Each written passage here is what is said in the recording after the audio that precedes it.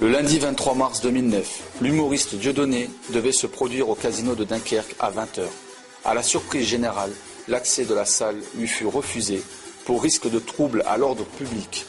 Quelques heures auparavant, une manifestation orchestrée par diverses associations ainsi que les partis politiques classiques enfonçait un peu plus le clou de l'injustice. Par la suite, alors que nous arrivons sur place avec l'équipe de Dieudonné, un important dispositif policier était déployé aux alentours du casino et à notre grand étonnement, un commissaire demanda de quitter les lieux pour des raisons scabreuses. Nous rappelons aussi que l'ensemble des affiches annonçant l'arrivée de Dieudonné à Grande-Synthe furent retirées. Je devais être à Dunkerque, comme je devais être à Besançon, à Belfort, à Dijon, à Auxerre. Alors je me déplace maintenant, j'y suis toujours. Normalement, j'étais là initialement pour une conférence autour de la liberté d'expression. On avait invité des journalistes, des écrivains, des peintres même.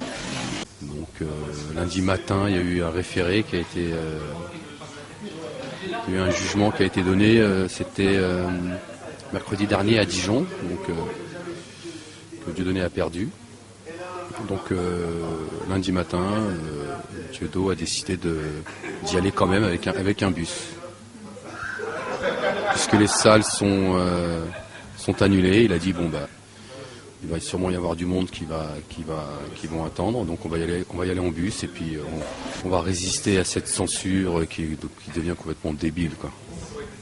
Donc, là aujourd'hui on voit ici à Dunkerque qu'ils ont déposé une gerbe pour l'avenue de Dieudonné.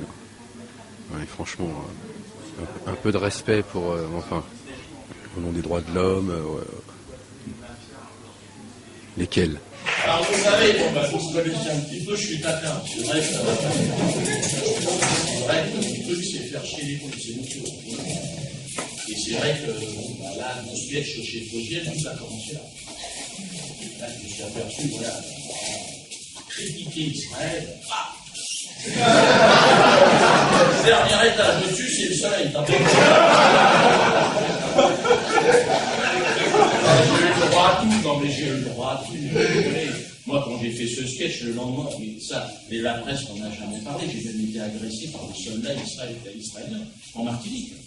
Ça, c'est une histoire vraie. Non, mais ne marre pas, ça. Il ne pas se marrer, le mec. C'est à la Martinique, les mecs tous sont tombés dessus. Ils sont dans le dos, on imagine bien. C'était signé. Et là, je veux dire... Non, mais ça a été comme ça, on en parlait avec les enfants, et là, les médias n'en parlent jamais. Là, j'ai appris, alors je devais jouer normalement à Dunkerque. Il paraît que c'est à côté d'ici. Je ne connaissais pas le gars, je ne connaissais pas, il paraît que le mec...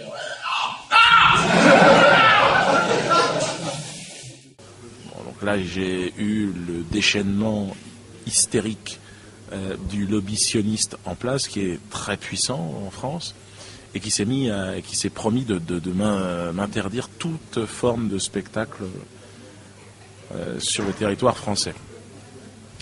Et donc depuis un mois et demi, donc les dates s'annulent les unes après les autres, mais je joue. Alors tantôt dans un autocar, tantôt dans une salle, mais je joue tout le temps. Et malgré les annulations des salles, je suis là. Vous avez vu évidemment les forces de l'ordre qui se sont positionnées un petit peu partout. Très haut niveau. Très haut niveau là. Regardez-vous. On ne peut pas comprendre la piscine. Le spectacle est devant et dedans et également dehors. Je suis arrivé à un niveau, si vous voulez.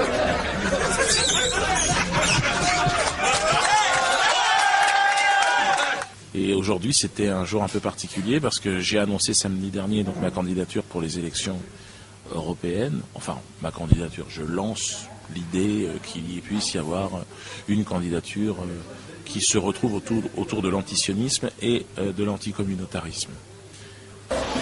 Ceux qui, comme moi, croient en l'anticommunautarisme viscéralement et qui sont profondément antisionistes, je pense que l'antisionisme sera la grande ligne de fracture qui nous opposera à tous les autres partis. Je pense que le sionisme gangrène la France, c'est un danger.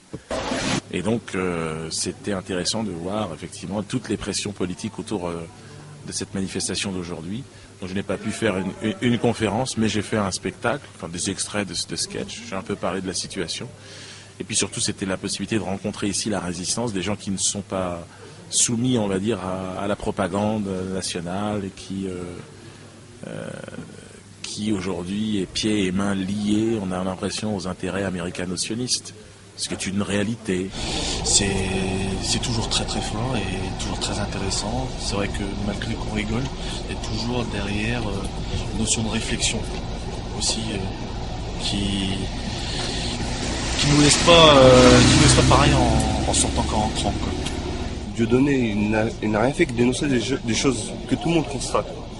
On constate bien que les Palestiniens souffrent. On constate qu'il y a des groupes de pression ici en France. Mais le dire, c'est interdit.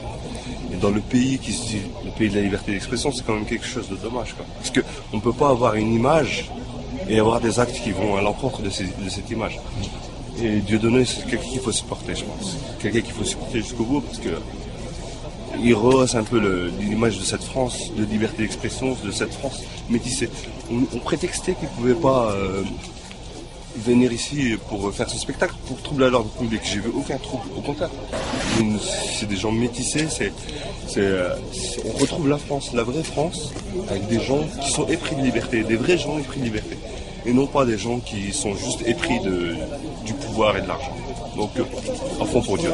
Je trouve vraiment malheureux, regrettable de pouvoir s'exprimer dans un bus. Ça, c'est vraiment la chose vraiment abominable. Alors qu'on dise liberté de la France, liberté d'expression, ça j'en doute. Hein. C'est bien. C'est un peu malheureux d'avoir l'escorte policière, mais Dieudonné. Okay. Continuez. Il y a combien de voitures de police? Alors, il y a 1, 2, 3, 4, 5, 6, 7. 7 voitures de police.